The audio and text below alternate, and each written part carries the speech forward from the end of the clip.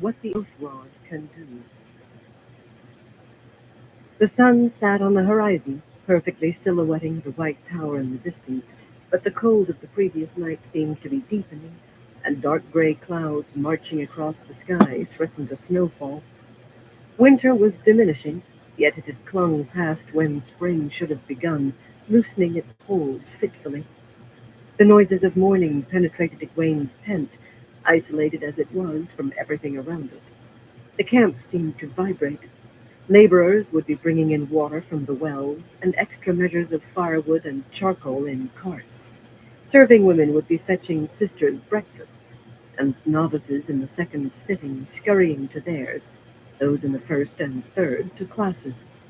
It was a momentous day, though none of them knew it. Likely today would see an end to the spurious negotiations that were going on in Darine at a table under a pavilion at the foot of the bridge to Tarvalin. Spurious on both sides. Elida's raiders continued to strike with impunity on the other side of the river. In any case, today would be the last meeting for some time. Peering at her own breakfast, Egwene sighed and picked a tiny black fleck out of the steaming porridge, wiping it from her fingers on the linen napkin without looking closely enough to be sure that it was a weevil. If you could not be sure, then you worried less about what remained in the bowl. She put a spoonful into her mouth and tried to concentrate on the sweet slivers of dried apricot that Chesa had blended in. Did something crack under her teeth? It all feeds the belly, my mother used to say. So pay it no mind, Chesa murmured as if talking to herself. That was how she gave Egwene advice, without straying across the line between mistress and maid. At least she gave advice when Halima was not present, and the other woman had left early this morning.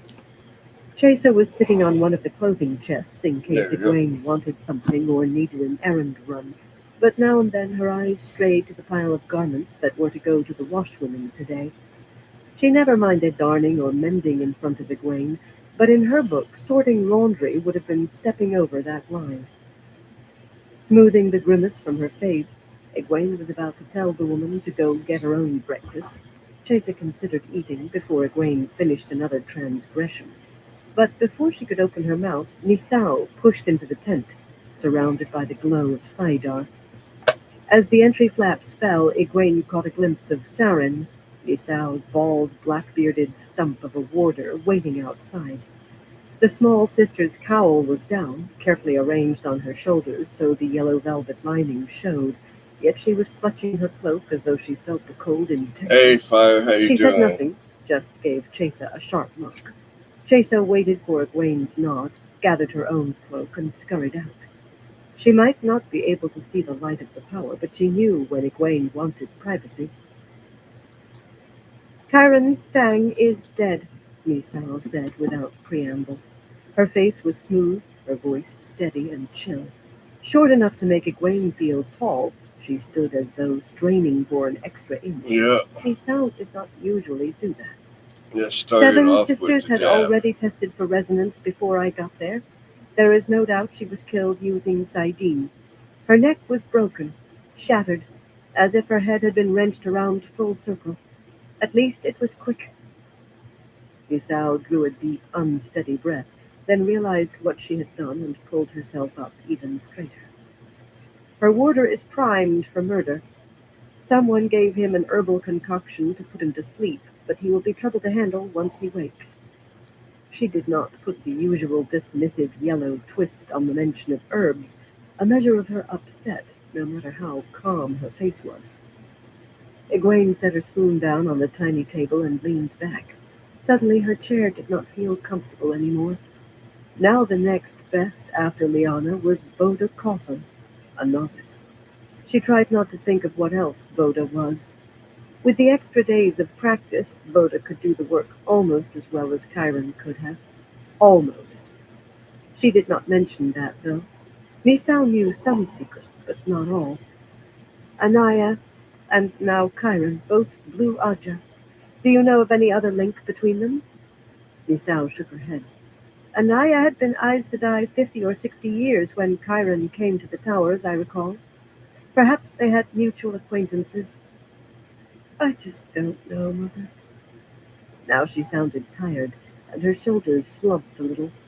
Her quiet investigation into Anaya's death had gotten nowhere, and she had to be aware Egwene was going to add Chiron. Find out, Egwene ordered, discreetly. This second murder would cause enough ruction without her adding to it.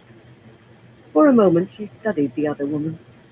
Nisao might make excuses after the fact, or claim she had been doubtful from the start, but until then she was always a model of yellow Aja self-assurance and absolute certainty. Not now, however. Are many sisters walking about holding Saidar? I've noticed several, Mother, Nisao said stiffly. Her chin rose within a fraction of defiance. After a moment, though, the glow around her winked out. She pulled her cloak tighter, as if she had suddenly lost warmth. I doubt it would have done Chiron any good. Her death was too sudden, but it makes a person feel safer. After the small woman left, Egwene sat stirring her porridge with her spoon. She did not see any more dark flecks, but her appetite was gone. Finally she rose and settled a seven-striped stole around her neck, then swung her cloak onto her shoulders. Today, of all days, she would not sit mired in gloom. Today, of all days, she must follow her routine exactly.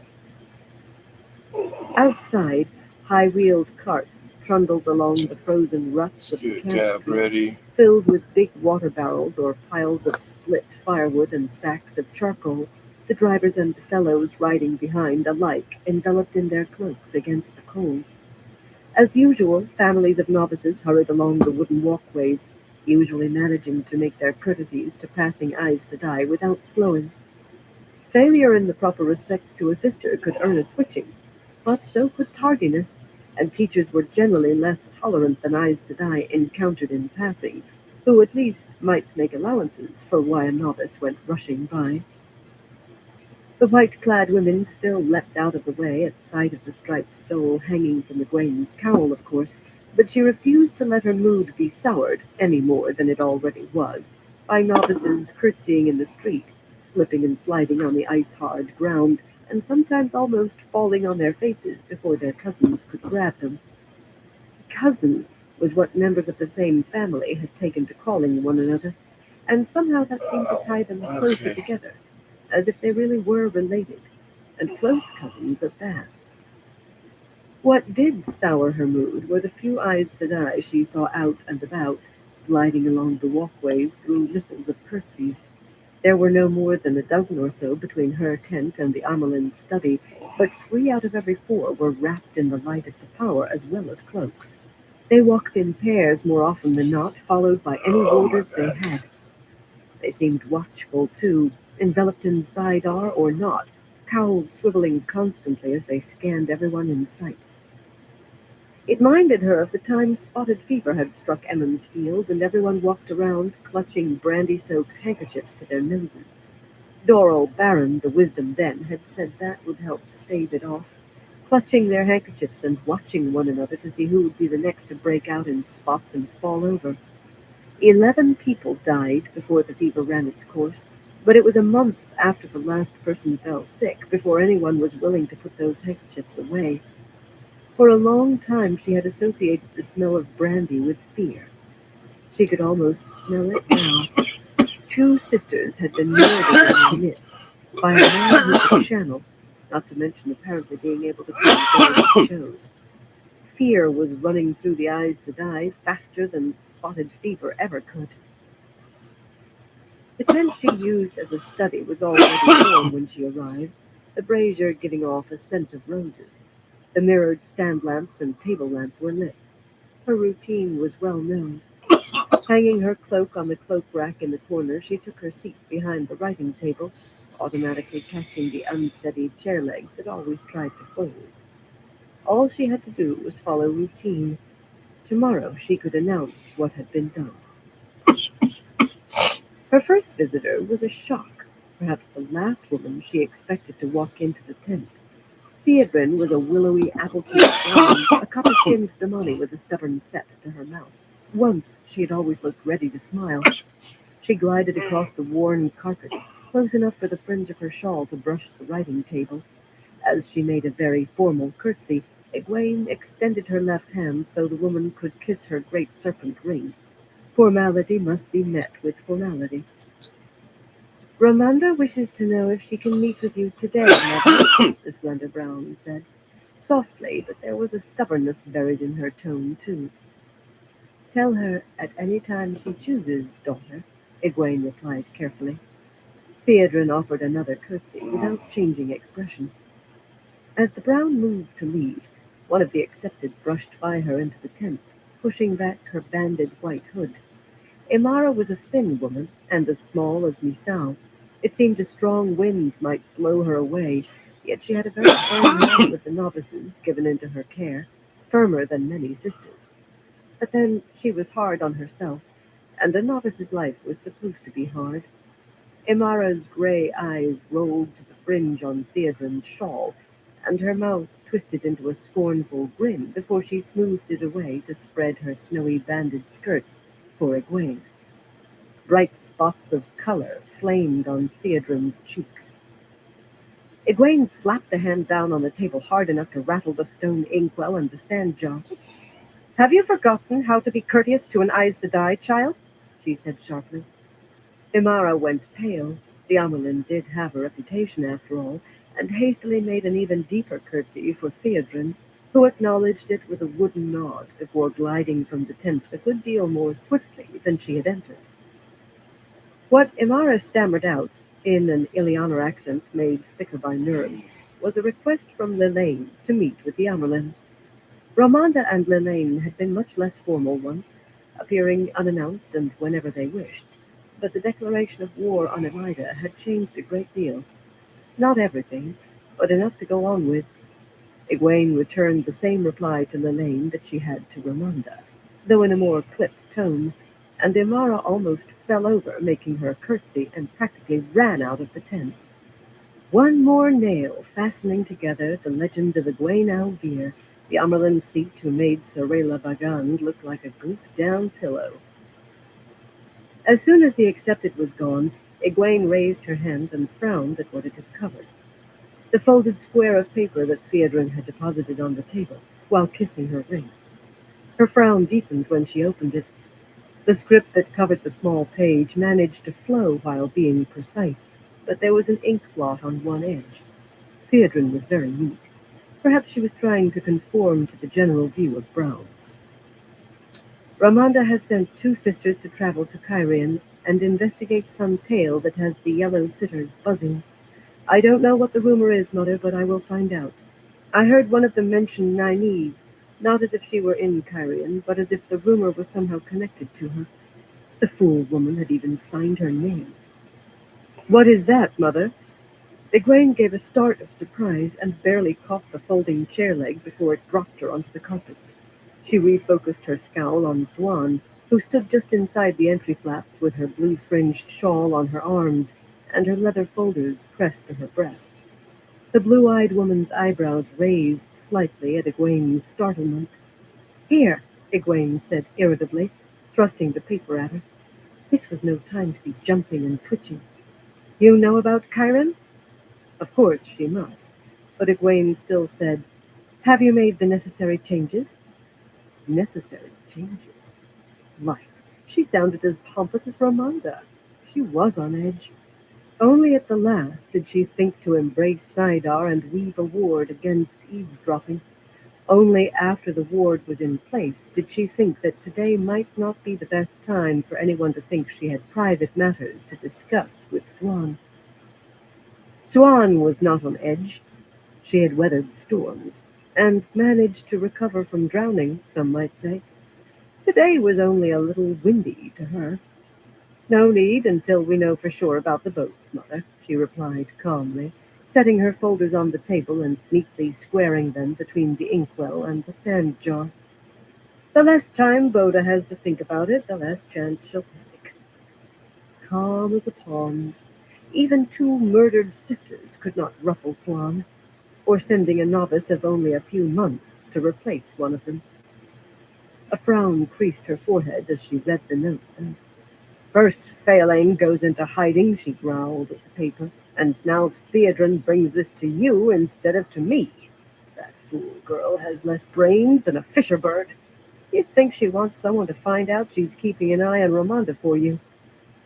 Keeping an eye, a polite way of saying spy. They were both practiced in euphemisms. That went with being Aes Sedai. Today, euphemisms grated on Egwene. Perhaps she does want to be discovered. Perhaps she's tired of Ramonda telling her what to do, what to say, what to think. I had an accepted in here who sneered at Theodrin's shawl, Swan. The other woman made a dismissive gesture. Ramonda tries to tell everyone what to do and what to think. As for the rest, things will change once Theodrin and Phaelane can swear on the oath rod. I don't suppose anyone will actually insist they be tested for the shawl now. Until then, they must take what comes.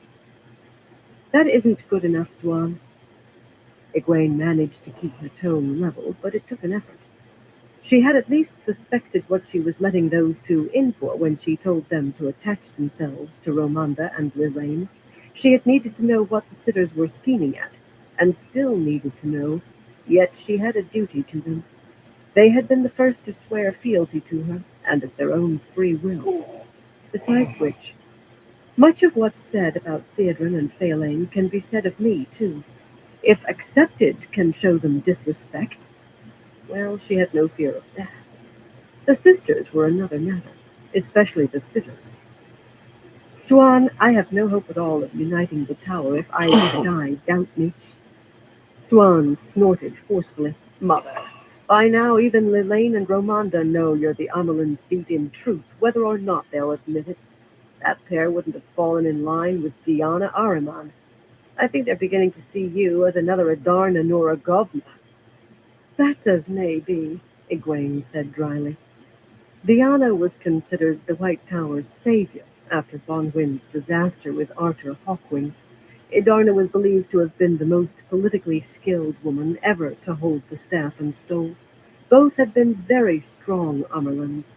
But as you've reminded me, I have to make sure I don't end up like Shane Chunla.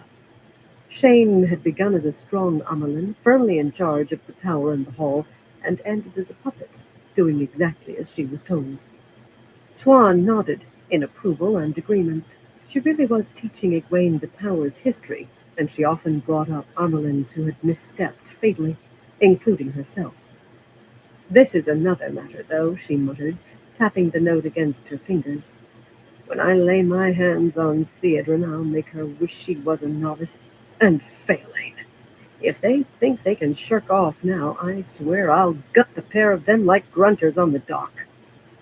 You'll gut who? Shiriam asked as she walked in through the ward in a gust of cold air. Egwene's chair almost dropped her onto the carpets again. She needed to get a chair that did not try to fold up every time she moved. She was willing to bet Edarna never jumped as if she had itch oak down her back. No one who concerns you, Swan said calmly, putting the paper to one of the table lamp's flames.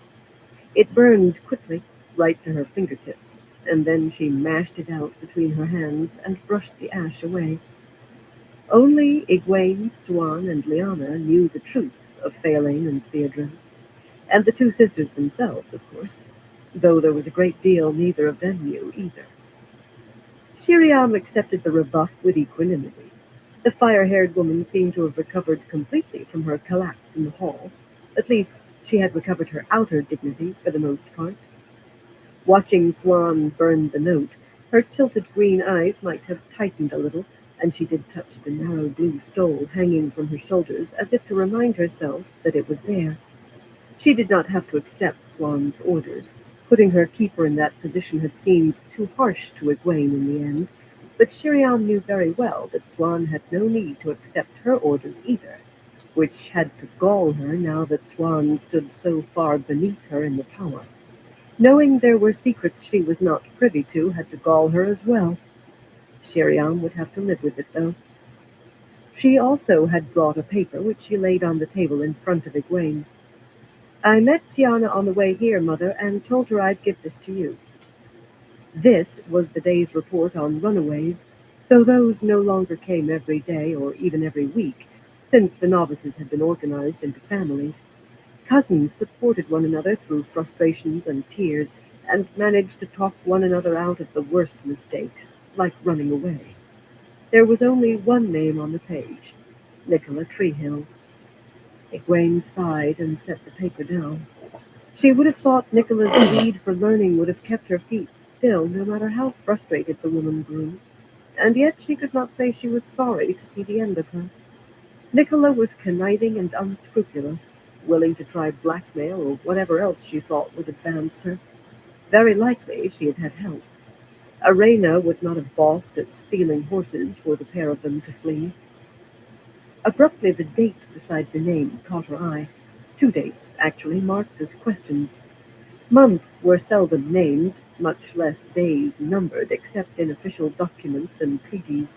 Signed, sealed, and witnessed in the city of Ilion on the 12th day of Savin, this year of grace, and for reports of this nature, and entering a woman's name in the novice book. For common use, so many days before this feast day or after that sufficed. Written out, dates always looked a little strange to her. She had to count on her fingers to be sure of what she saw. Nicola ran away 3 or 4 days ago, Shiriam, and Tiana is just reporting it. She isn't even sure whether it was 3 days or 4. Nicola's cousins covered for her mother. Shiriam shook her head ruefully. Strangely, her small smile seemed amused, though, or even admiring. Not from love. Apparently they were glad to see the child go and afraid she'd be brought back. She was quite overbearing about her talent at foretelling. I'm afraid Tiana is very upset with them. None will be sitting comfortably in their classes today, or for days to come, I fear. Tiana says she intends to give them each a dose of the strap instead of breakfast every day till Nicola is found. I think she might relent, though. With Nicola gone so long before her flight was discovered, it may be some time before she's located. Egwene winced slightly. She could recall her own visits to the study of the Mistress of Novices, then occupied by the very woman in front of her. Shiriam had a strong arm. A daily dose would be fierce. But hiding a runaway's flight was more serious than sneaking out after hours or pulling a prank. She pushed the report to one side. Tiana will handle it as she sees fit, she said. Shiriam, has there been any change in how the sisters talk about my dream? She had revealed the dream about a Shongshan attack the very morning after dreaming it, and the women she told stared at her apathetically, apparently because of the freshness of Anaya's death. That had stunned everyone. Instead of answering, Shiriam cleared her throat and smoothed her blue-slashed skirts. You may not be aware, Mother, but one of Nicola's cousins is Larina Ayelin, from Emmons Field, she added, as if Egwene did not know that. No one would think you were playing favorites if you pardoned the whole family. Whether or not she relents, Tiana does mean to be very sharp with them in the meantime. They will suffer. Leaning back, carefully because of the wobbly chair leg, Egwene frowned up at the other woman. Larina was almost the same age as she, and a close friend growing up. They had spent hours together, gossiping and practicing putting their hair in braids for when the women's circle said they were old enough. Despite that, Larina had been one of the few Emmonsfield girls who seemed to accept that Egwene might really be the Amelin seat, though she showed it mainly by keeping her distance. But did Shiriam think Egwene would play favorites? Even Swan looked taken aback. You should know better than anyone, Shiriam. Novice discipline is the province of the Mistress of Novices. Unless a girl is being abused, anyway, and you haven't suggested that. Besides, if Larina thinks she can get away with helping a runaway today, helping a runaway, Shiriam? What will she think she can get away with tomorrow? She can reach the shawl, if she has the gumption to stick with it. I won't lead her down a path that ends with her being sent away for misbehavior.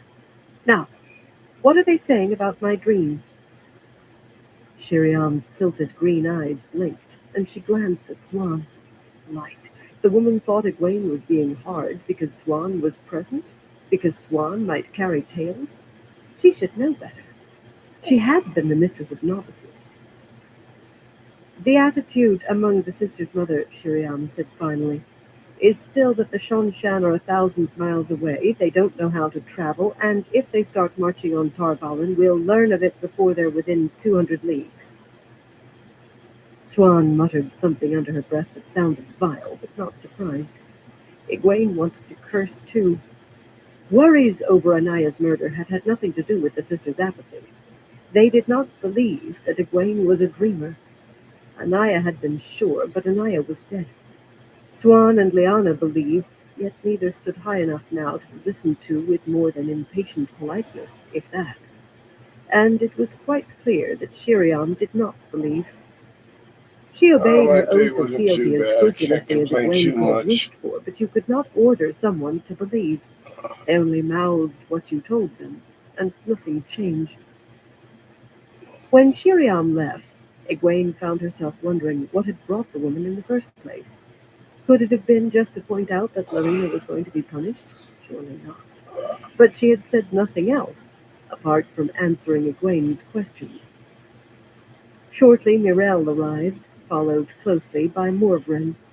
Egwene could feel each of them release the source before she entered the tent, and they left their warders waiting outside. Even in brief glimpses as the entry flaps were pushed aside, the men looked wary, even for warders. Mirel's big dark eyes flashed at the sight of Swan, and her nostrils flared.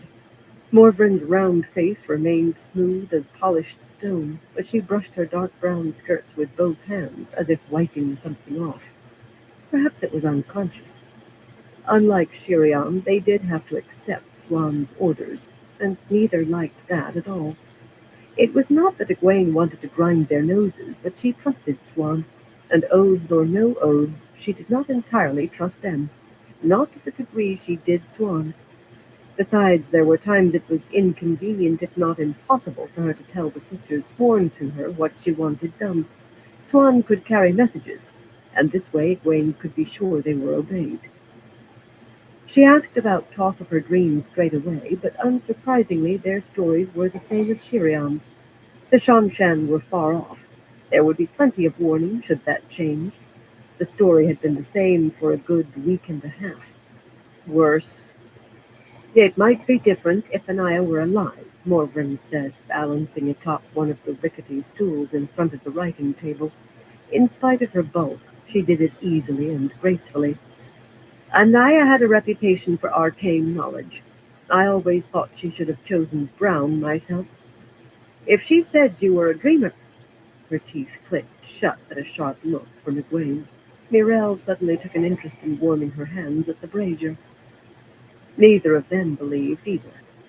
Except for Swan and Liana, no one in the whole camp believed that Egwene had had a true dream.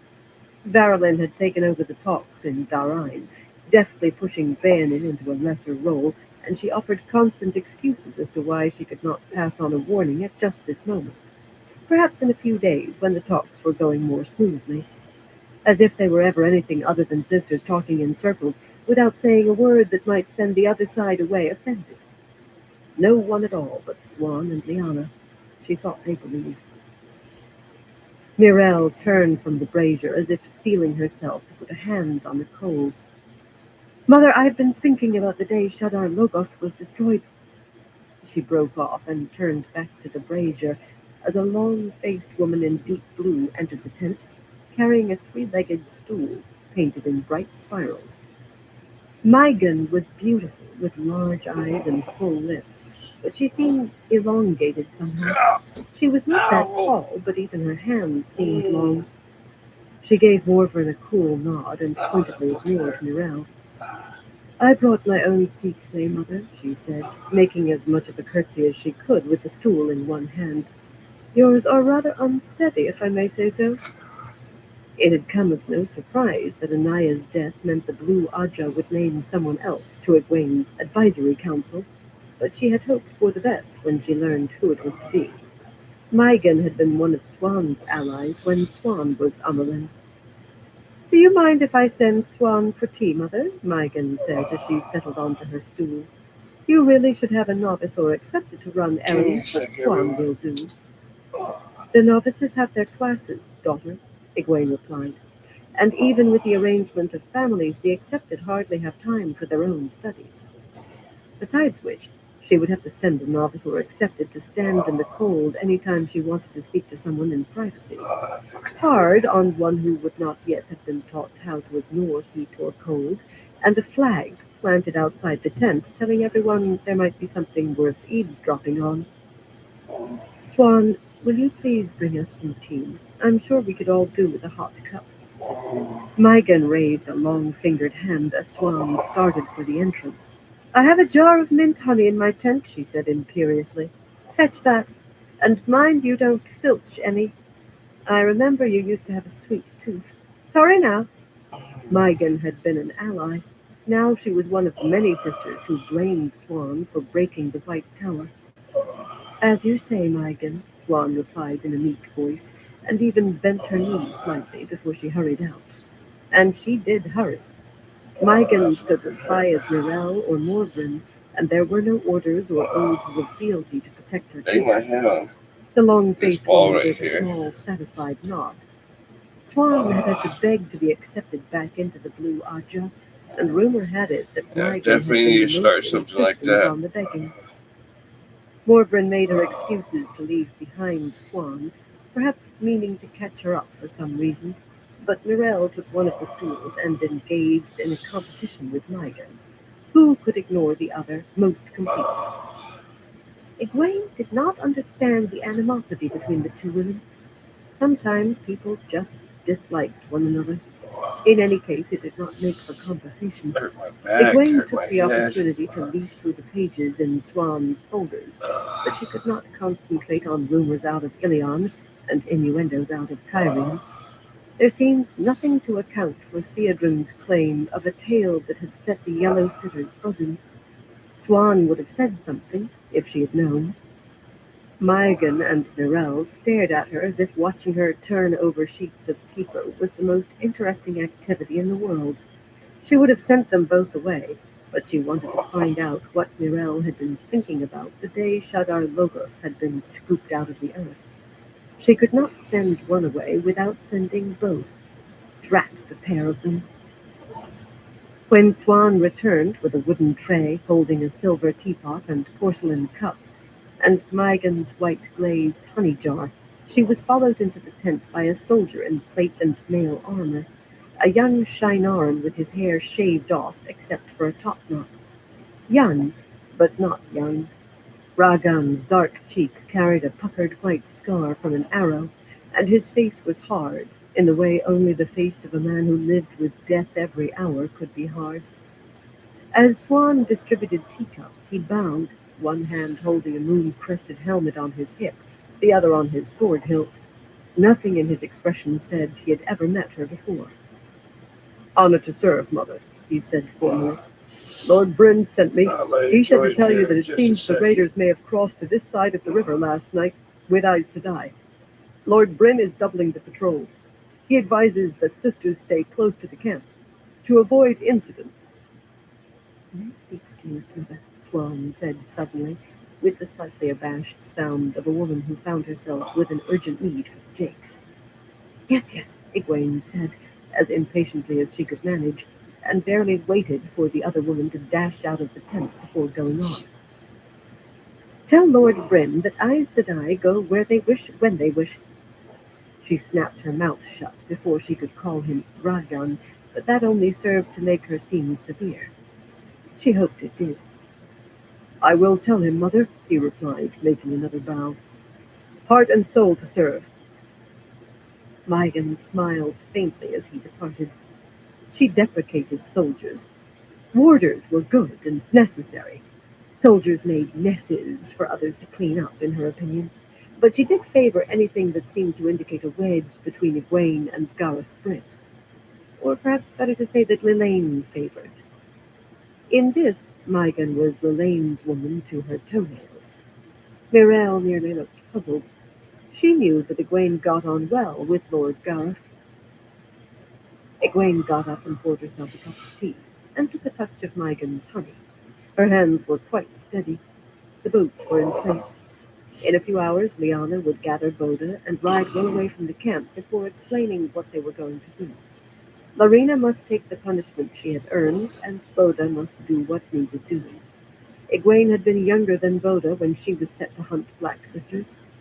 Shinarans served their war against the Shadow and the Blight heart and soul. Aes Sedai and those who would become Aes Sedai served the Tower, a stronger weapon against the Shadow than any sword, and no less sharp to an unwary hand.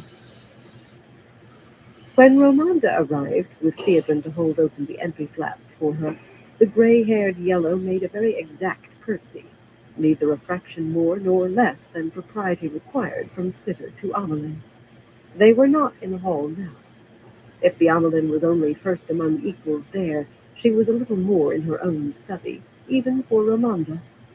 She did not offer to kiss Egwene's ring, though. There were limits. She eyed Mirel and Mygan as if thinking of asking them to leave, or perhaps telling them. It was a prickly point. Sitters expected obedience. Neither was of her Aja, and this was the Amelin's study. In the end, she did neither, merely allowed Theodrin to take her cloak, embroidered with borders of yellow flowers, and pour her a cup of tea. Theodrin did not have to be asked to do either, and she retreated to a corner, twitching her shawl and her mouth set sullenly as Romanda took the empty stool. Despite the stool's uneven legs, Romanda managed to make it seem a seat in the hall of the tower, or maybe a throne, as she adjusted the yellow-fringed shawl she had worn beneath her cloak. "The talks are going badly," she said in that high musical voice. She still made it sound a proclamation. "Varylin is chewing her lips in frustration. Magla is frustrated too, for that matter, and even Soroya. When Soroya starts grinding her teeth, most sisters would be shouting." Excepting Janya, every sitter who had held a chair before the tower divided had insinuated herself into the negotiations.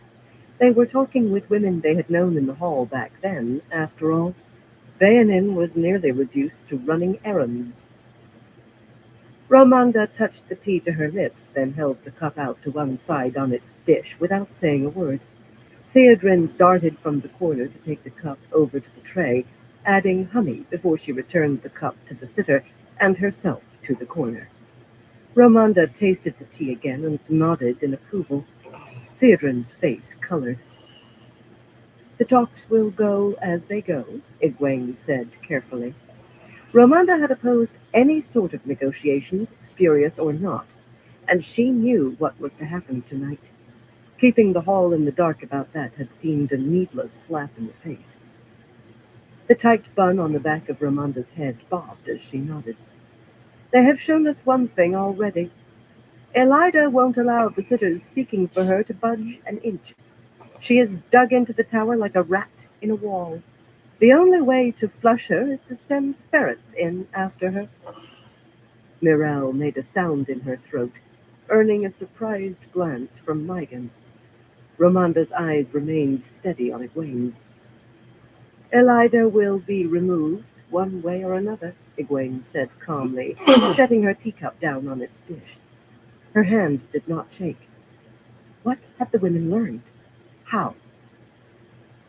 Romanda grimaced faintly at her tea, as if after all it lacked sufficient Try honey, to do a little or fun in for chair fun, disappointment but that Egwene had not I said more. tried that to get my The woman glasses, shifted on and her stool with the air of a that didn't help swordswoman any. setting herself for another attack, blade coming up. And that was for my eyesight. "The things People you've said still about the kin, weren't Mother, wanting to help. that there are over 1,000 of them rather than a few dozen, that some are 500 or 600 years old." She shook her head over the impossibility. "How could all of that have escaped the tower?" She was challenging, not asking a question. "We only recently learned how many Wilders there are among the sea folk," Egwene replied gently, "and we still aren't sure how many there really are." Romanda's grimace was not so small this time. It had been the yellow that first confirmed hundreds of sea folk Wilders in Ilion alone. First blow to Egwene. One blow was not enough to finish Romanda, though, or even to wound her very badly. We will have to hunt them down once our business is done here, she said in grim tones.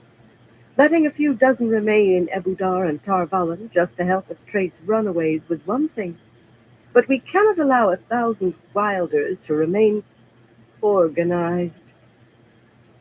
She put even more contempt into the word, into the idea of wilders organizing than she did into the rest. Mirel and Mygun were watching closely, listening. Mygun was even leaning forward, she was so intent. Neither knew more than the stories Egwene had spread, which everyone assumed came through Swan's eyes and ears. Well over 1,000, Egwene corrected, and not one a wilder. All women sent away from the tower, except for a few runaways who evaded capture. She did not raise her voice, but she made each point firmly, meeting Romanda's gaze. In any case, how do you propose to hunt them down? They are spread through every country, in every sort of occupation. Ebudar was the only place they ever gathered or met, other than by chance, and all those fled when the Shomchan came. Since the Trolloc Wars, the kin have allowed the tower to know only what they wanted known. 2,000 years, hiding under the White Tower's nose. Their numbers have grown while the tower's numbers dwindled. How do you propose to find them now, among all the wilders out there that the tower has always ignored because they were too old to become novices? Kinswomen don't stand out in any way, Romanda. They use the power almost as often as Aes Sedai, but they show age like anyone else, if more slowly. If they want to remain hidden, we will never be able to find them. And that was several more blows for Egwene, with none taken. Ramonda wore a faint sheen of sweat on her forehead, a sure sign of desperation in an Aes Sedai. Mirel was sitting very still, but Mygon seemed about to fall off her stool onto her nose, no matter how steady it was. Romanda licked her lips. If they channel, they would achieve the look. If they age, they cannot be channeling very often, if at all. And neither way could they live 500 or 600 years. No more dissimulation, it seemed. There is only one real difference between Aes Sedai and the kin, Egwene said quietly. The words still seemed loud. Even Romanda appeared to be holding her breath. They left the White Tower before they could swear on the oath rod. There. It was in the open, finally. Romanda jerked as if she had taken a mortal blow. You've not taken the oaths yet, she said hoarsely.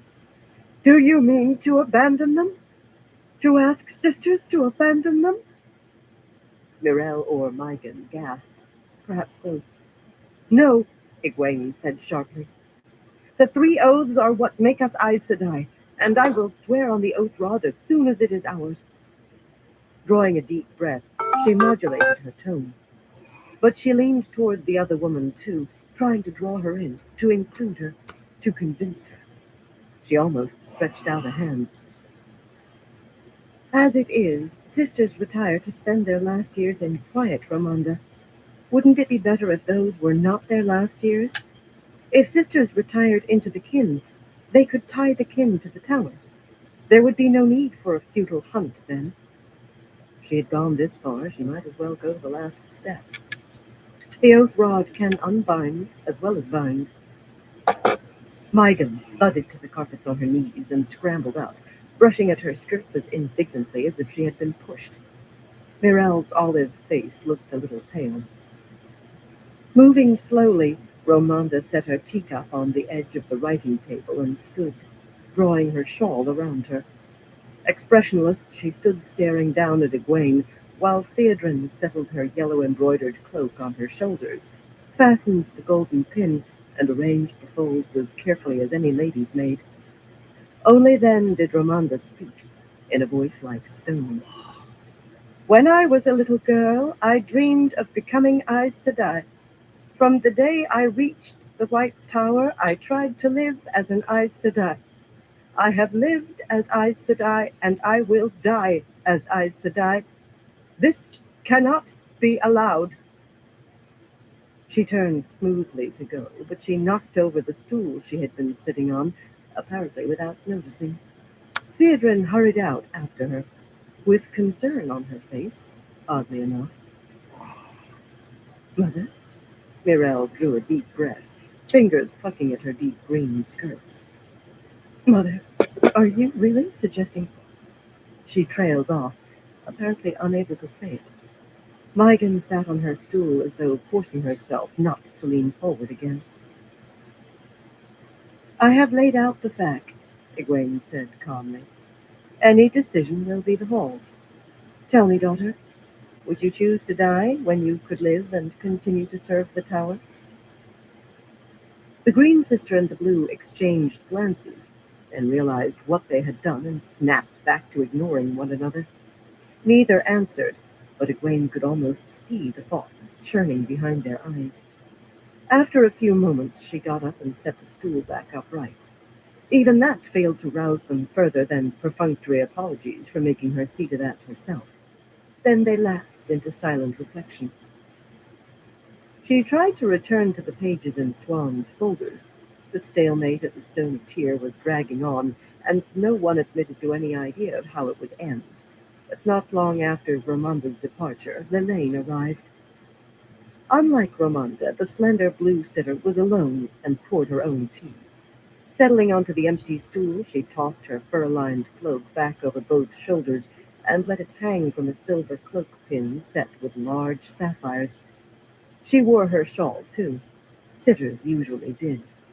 Lelaine was more direct than Ramonda, or so it might have seemed on the surface. Her eyes held a sharp glitter.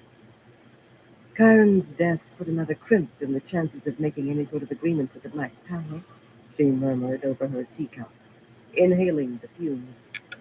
And then there's poor Siu to deal with. Perhaps Mirelle will take him. Two of her three belonged to someone else first. No one else has ever saved two warders whose Aes Sedai died. Egwene was not the only one to hear special emphasis in that. Mirelle's face definitely paled. She had two secrets to hide, and one was that she had four warders. The passing of Lan Mandragoran's bond from Moiraine to her had been something not done in hundreds of years. Today it was looked upon like bonding a man against his will, something not done in even more hundreds of years. Three is enough for me, she said breathlessly. If you will excuse me, Mother? Megan laughed softly as Mirelle left the tent, walking fast. Not so fast that she failed to embrace Sidar before the entry flaps fell, though. Of course, Lelaine said, exchanging amused looks with the other blue. They say she marries her warders, all of them. Perhaps poor Siu will do for a husband. He is as white as a horse, Megan put in. Despite her amusement over Mirelle's flight, there was no maliciousness in her voice. She was simply stating a fact. Theo was a very large man. I think I know a young blue who might take him. She isn't interested in men that way. Lelaine nodded in a way that said the young blue had found her warder. Greens can be very odd. Take Elaine Tracam, for example. Actually, I never thought Elaine would choose green. I had her marked out for the blue. The girl has a deft feel for the currents in politics, though she also has a tendency to wander into deeper water than might be safe. Wouldn't you say so, Mother? Smiling, she sipped at her tea. This was not at all like Ramonda's subtle feeling out. This was slash and slash, with the blade appearing out of nowhere. Did Lelaine know about Mirelle and Lan? Had she sent someone to Camelin, and if so, how much had she learned? Egwene wondered whether Ramonda had also felt off balance and dazed. Do you think Chiron's murder is enough to stop an agreement? She said. For all anyone knows, this could be Logain returning for some mad revenge. Why in the light had she said that? She needed to put a rein on her tongue and keep her wits. Or more likely some poor fool from a farm around here, or one of the bridge towns. Lelaine's smile deepened, and it was mocking, not amused. Right. The woman had not shown this much disrespect in months. If If Logain wanted revenge, Mother, I suspect he would be in the White Tower trying to kill Reds. Despite her smile, her voice was smooth and level, a disturbing contrast. Perhaps that was her intention. Perhaps it's a pity he isn't doing that. He might remove Elida, but that would be easier than she deserves. No, Chiron won't stop an agreement any more than Anaya did, but the two combined will make sisters worry even harder about safeguards and strictures. We may need these men, but we must be certain we are in control, complete control. Egwene nodded, a small nod. She agreed, but there might be difficulties bringing them to accept that, she said. Difficulties. She was displaying a positive talent for understatement today. The water bond could be modified slightly, Mygon said. As it is, you can make the man do as you wish with a little tweaking, but the need to tweak could be removed quite easily. That sounds too much like compulsion, Egwene said firmly. She had learned that weave from Moghedin, but only to work on how to counter it. The thing was filth, the theft of another person's will, of their whole being. Someone who was compelled, did anything you ordered, anything, and believed it was their own choice. Just thinking about it made her feel dirty. Mygon met her gaze almost as levelly as Lelaine had, though, and her voice was as smooth as her face. She had no thoughts of filth. Compulsion was used on sisters in Cairo. That seems certain now. But I was talking about the bond, a different thing entirely. You think you can talk the Ashaman into accepting the bond? Egwene could not keep the incredulity out of her voice. Aside from that, who is going to do this bonding? Even if every sister who doesn't have a warder took an Ashaman and every green took two or three, there aren't enough sisters. That's if you can find one who doesn't mind being bonded to a man who is going to go mad. Mygon nodded at each point as if accepting it, and adjusted her skirts as if not really listening. If the bond can be changed in one way, she said, once Egwene finished, it should be possible to change it in others. There might be a way to remove the sharing, perhaps some of the awareness. Then perhaps the madness would not be a problem. It would be a different sort of bond, not like the water bond at all. I'm certain everyone will agree it wouldn't be like having a warder, really. Any sister could bond whatever number of Ashaman was necessary. Abruptly, Egwene realized what was happening. Lelaine sat apparently peering into her teacup, but she was studying Egwene through her eyelashes, and using Mygon as a stalking horse. Smothering anger, Egwene did not have to make her voice cold. It was ice. That sounds exactly like compulsion, Lelaine.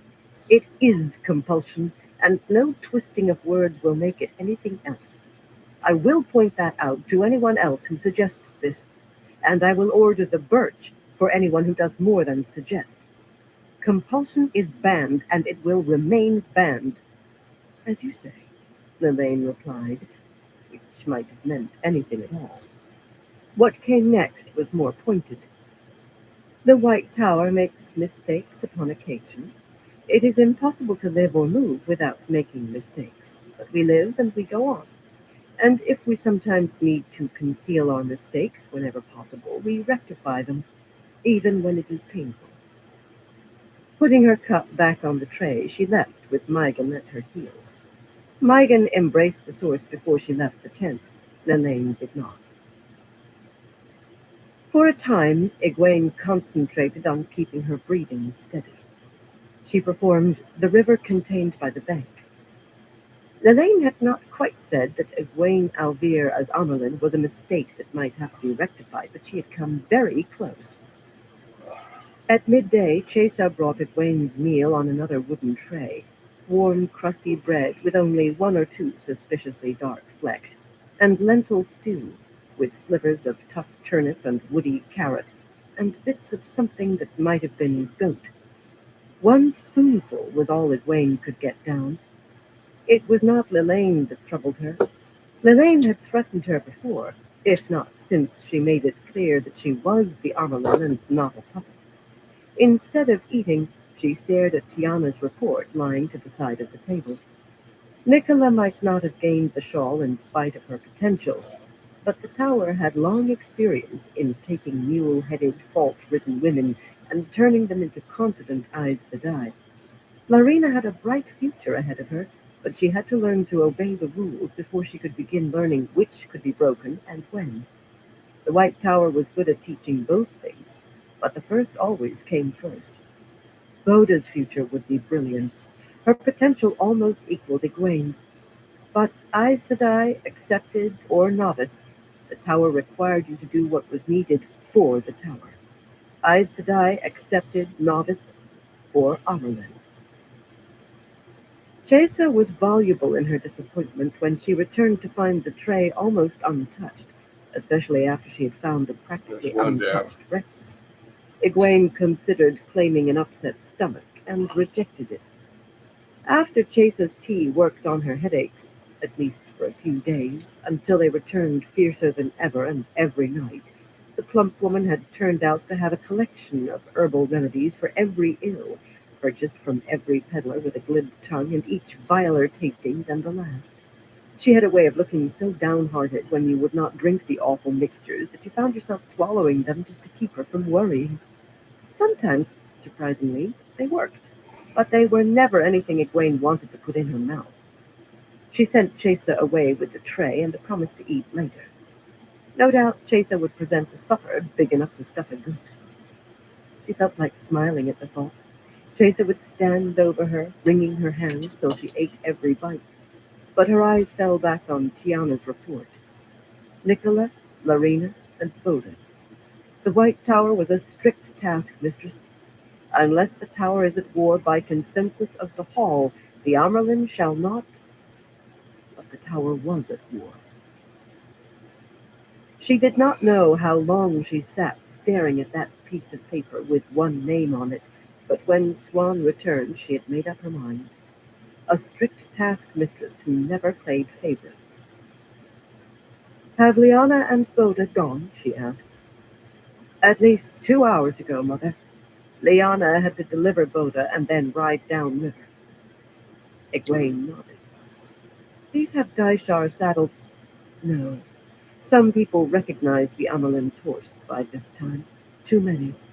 There was no time for arguments and explanations. No time to assert her authority and make it stick. Saddle Bella, and meet me on the corner 2 streets north. Almost everyone knew Bella, too. Swan's horse, everybody knew. What do you mean to do, Mother? Swan asked worriedly. I mean to take a ride.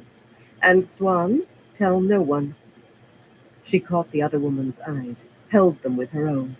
Swan had been Amelin Still and able to hurting, stare but down a stone. Egwene was Amelin now. Not can't do anyone, much Swan. about Now that. go on, go, and hurry. Forehead still creased, Swan hurried. As soon as she was alone, Egwene slid the stole from her neck, folded it carefully, and tucked it into her belt pouch. Her cloak was good wool and stout, but quite plain. Without the stole dangling from her cowls, she could have been anyone. The walkway in front of her study was empty, of course, but once she crossed the frozen street, she made her way through the usual white river of novices, speckled with accepted and the occasional Aes Sedai.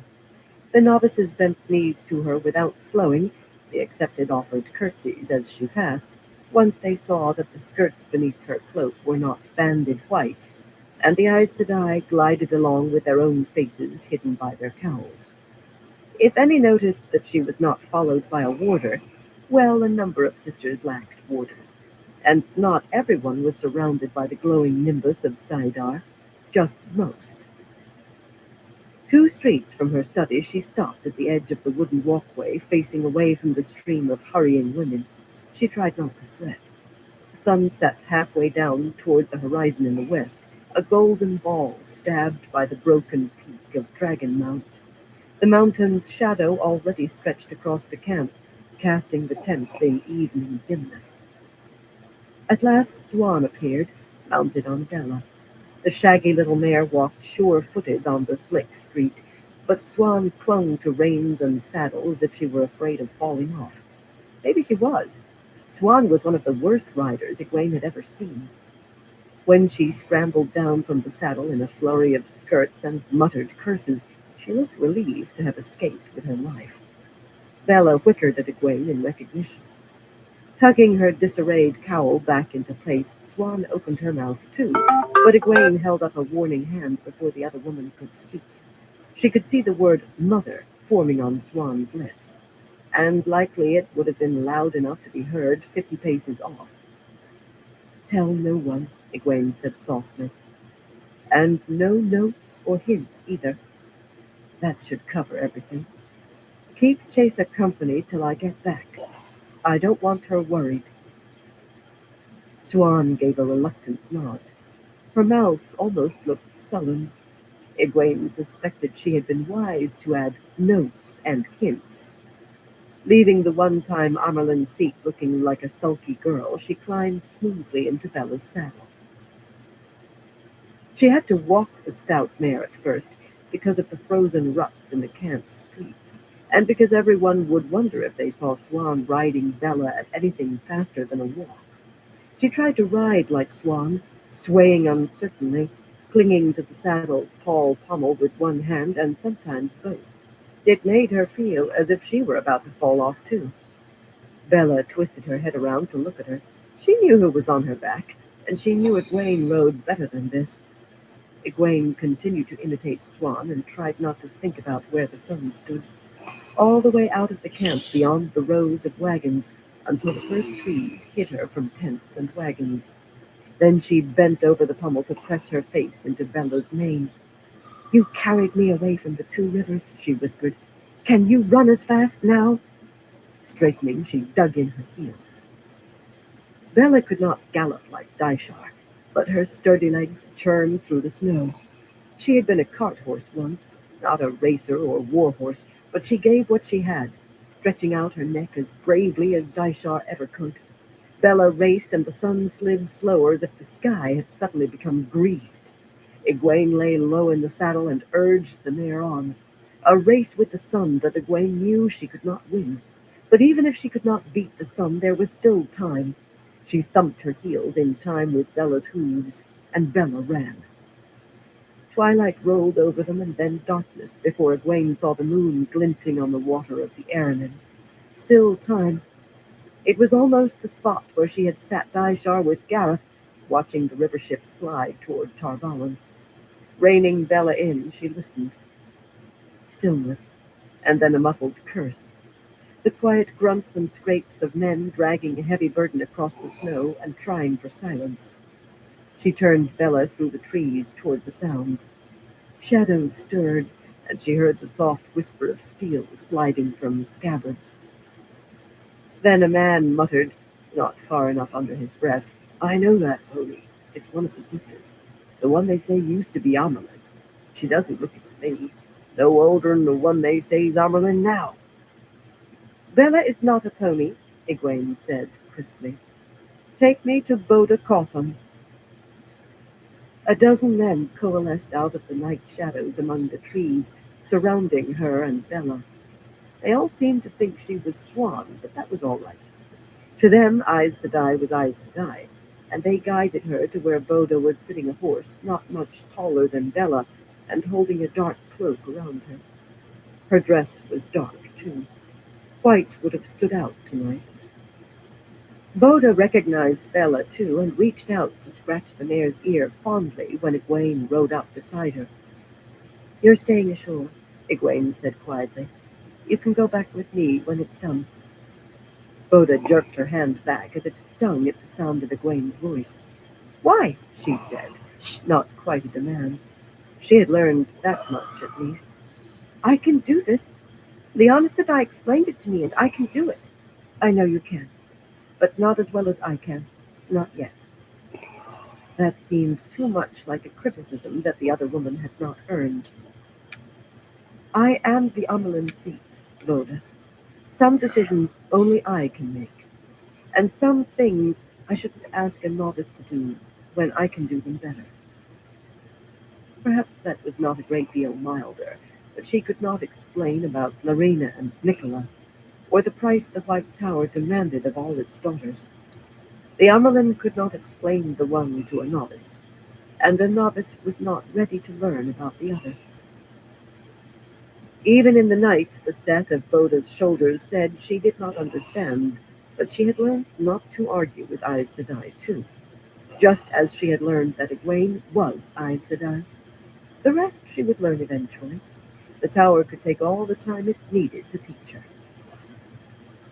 Dismounting, Egwene handed Bella's reins to one of the soldiers and raised her skirts to tramp through the snow toward the labored sounds of dragging. It was a large rowboat, being pushed and pulled across the snow like a sled, a bulky sled that had to be maneuvered between trees, though with fewer curses once the men doing the pushing and pulling realized that she was following them closely. Most men guarded their tongues around Aes Sedai, and if they could not see her face between the darkness and her cowl, who else would be down here by the river? If they knew she was not the same woman intended at first to accompany them, who questioned Aes Sedai? They eased the boat into the river, careful of splashes, and 6 men scrambled aboard to set oars in rag-padded oarlocks. The men went barefoot to avoid the noise of a boot scraping on the hull planks. Smaller boats plied these waters, but tonight they had to master the currents. One of the men on the bank gave her a hand to steady herself climbing in, and she settled on a seat in the bow, holding her cloak close. The boat slid away from the bank, silent except for the faint swirl of the oars in the water. Egwene looked ahead, south toward Tarvawan. The white walls gleamed in the light of a fat, waning moon, and lamplit windows gave the city a muted glow, almost as if the island was embracing Saidar. The white tower stood out even in the darkness, windows alight, the great mass shining beneath the moon. Something flashed across the moon, and her breath caught. For an instant she thought it had been a drakkar, an evil sight on this of all nights. Only a bat, she decided. Spring might be near enough for bats to be venturing out. Pulling her cloak tighter, she peered toward the city, drawing nearer. Nearer. As the tall wall of North Harbor loomed in front of the boat, the oarsmen backed water so the bow just missed kissing the wall beside the harbor entrance. Egwene almost put out a hand to fend off from the pale stone before the boat could bump into the wall. That thump would surely have been heard by the soldiers on guard. The oars made only a small gurgling noise as they swept back, though, and the boat stopped where she could have touched the massive iron chain across the harbor, its huge links giving off their own faint gleam from the grease coating them. There was no need for touching, though, no need for waiting either. Embracing Saidar, she was barely aware of the thrill of life filling her before she had the weaves in place. Earth, fire, and air surrounding the chain, earth and fire touching it. The black iron flashed to white across the whole width of the harbor mouth. She had just time to realize that someone had embraced the source not far away, above her on the wall. Then something struck the boat, struck her, and she was aware of cold water enveloping her, filling her nose, her mouth. Darkness. Egwene felt hardness beneath her. She heard women's voices, excited voices. Do you know who this is? Well, well, we certainly got better than we bargained for tonight. Something was pressed to her mouth, and warmth trickled in, tasting faintly of mint. She swallowed convulsively, suddenly aware of how cold she was, shivering.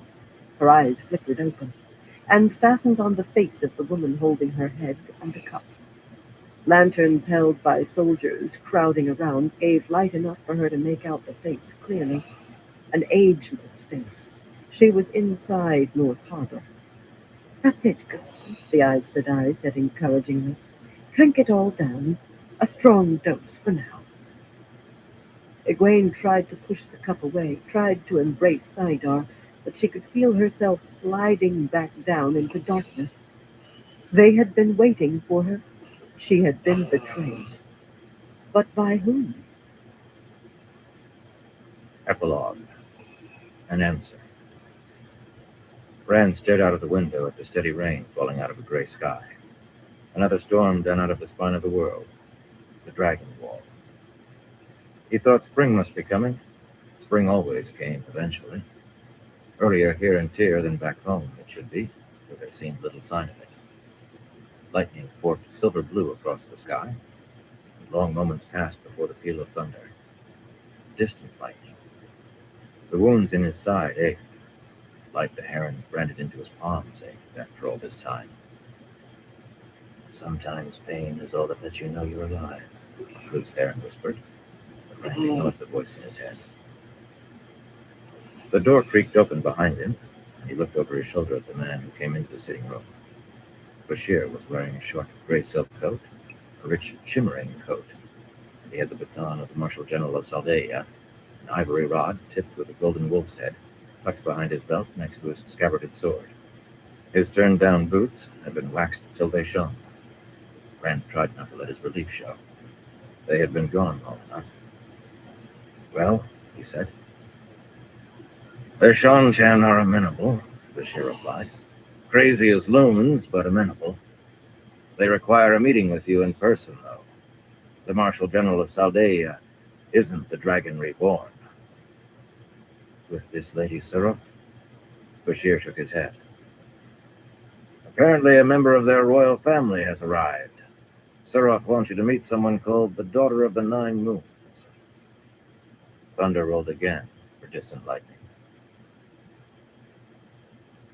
We rode on the winds of the rising storm. We ran to the sounds of the thunder. We danced among the lightning bolts and tore the world asunder. Anonymous fragment of a poem believed written near the end of the previous age, known by some as the Third Age, sometimes attributed to the Dragon Reborn. Audible hopes you have enjoyed this program. Here's the next title in the series. This is Audible.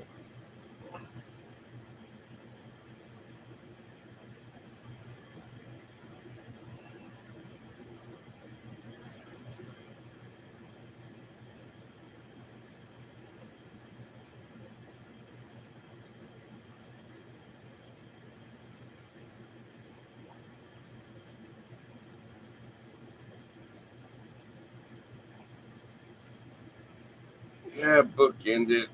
I had to start a new one.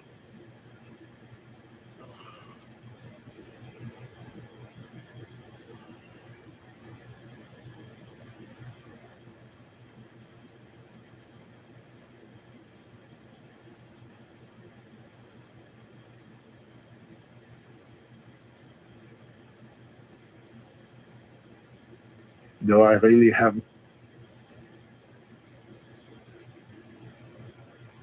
This is Audible.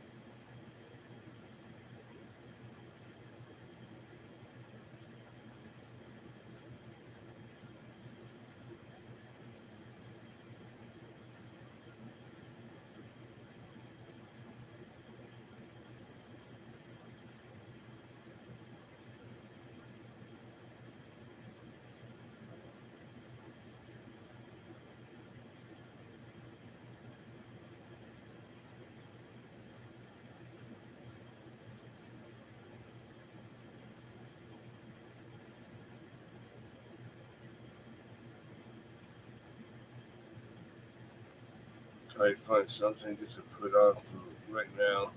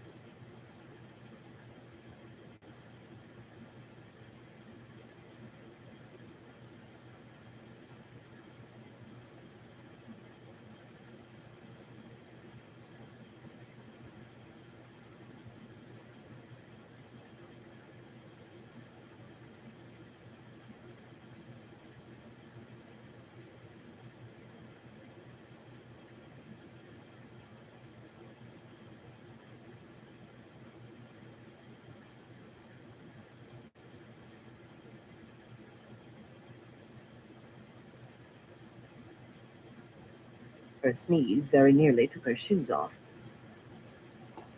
Shiriam turned from where she had been watching the young women through a crack in the fence and began walking up the narrow alley with its fitful crop of withered weeds and stubble.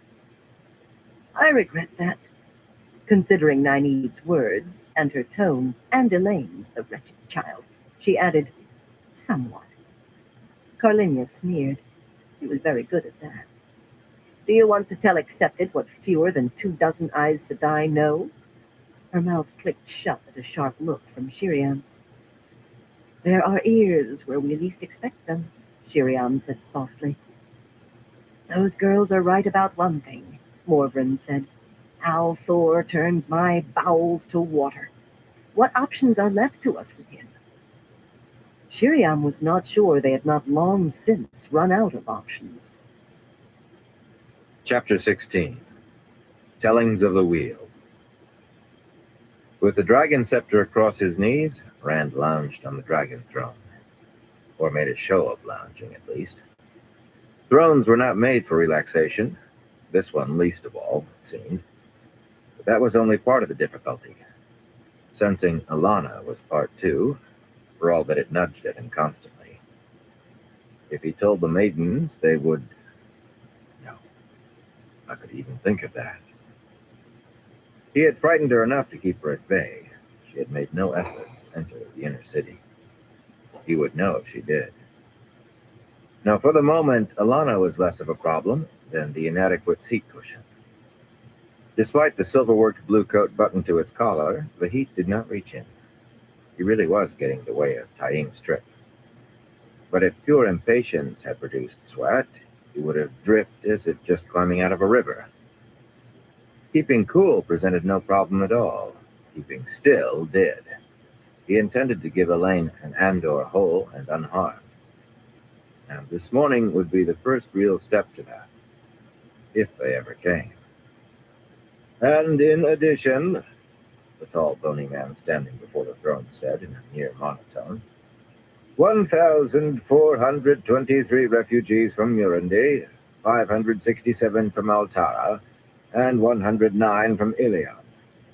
As far as the head count inside the city proper has gone to this date, I hasten to add. The few wisps of gray hair remaining to Hallwyn Nori stood up like quill pens stuck behind his ears, appropriate since he had been Morgase's chief clerk. I have hired 23 additional clerks for the enumeration, but the number is still clearly insufficient for... Rand stopped listening. Grateful as he was that the man had not run away, as so many others had, he was not certain anything was real to Nori, except the numbers in his ledgers. He recited the number of deaths during the week and the price of turnips carted in from the countryside in the same dusty tone, arranged the daily burials of penniless, friendless refugees with no more horror and no more joy. Then he showed hiring masons to check the repair of the city walls. Ilion was just another land to him, not the abode of Samael, and Rand just another ruler. Where are they? He wondered furiously. Why hasn't Alana at least tried to sidle up to me? Moraine would never have been frightened off so easily. Where are all the dead? Luce Theron whispered. Why will they not be silent? Rand chuckled grimly. Surely that had to be a joke. Suolin was sitting easily on her haunches to one side of the throne's dais, red-haired Urian to the other. Today, 20 Aethon red shields, waited among the Grand Hall's columns with the maidens, some wearing the red headband. They stood or squatted or sat, some talking quietly, but as usual looked ready to spring into action in a heartbeat. Even the maiden and 2 red shields were dicing. At least one pair of eyes always seemed to be watching Nori. Few Aiel trusted a wetlander this close to Rand. Abruptly, Bashir appeared in the hall's tall doorway. When he nodded, Rand sat up. At last. At bloody last. The green and white tassel swayed as he gestured with the dragon-carved length of the Shonchan spear. You've done well, Master Nori. Your report left nothing out. I will see that the gold you need is provided. But I must attend to other matters now, if you will forgive me. All right, everyone. I'm going to call into this live for tonight. I want to thank everyone for stopping by. Everyone that keeps stopping by. I appreciate all y'all's support. Until next time, everyone. Y'all stay safe.